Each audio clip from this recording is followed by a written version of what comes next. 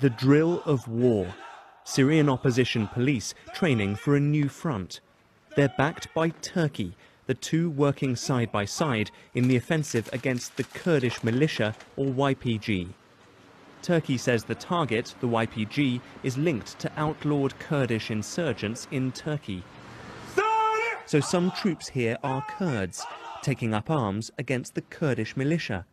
This commander denies he's betraying his people. I'm taking part in this offensive, not to fight the Kurds, but to save them from the terrorism of the YPG. They planted terror into the heads of our youth.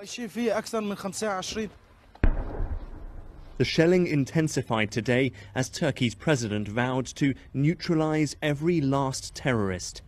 Many of those involved are sent from here in Azez to the nearby front line. The terrain is bumpy, the threats constant. Any car, any passerby is scanned for explosives. Well, we're patrolling the front line now with Turkish troops, the closest position of the YPG Kurdish militia, just a few hundred meters in that direction from where they fire artillery. We just heard a couple of incoming mortars. The Turkish military offensive is now focused on clearing these villages around this area of the YPG, and Turkey says it wants to establish a buffer zone, pushing the militia about 20 miles deep away from its border into northern Syria. Among local residents, there's trust in those keeping guard and in the operation itself. The Kurdish militia stole our villages, killed our young people and displaced us Arabs, says this refugee. God should bless the military offensive.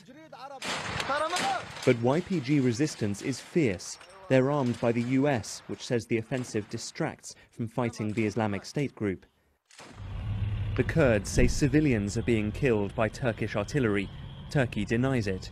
But for those in areas hit by airstrikes, it's hell.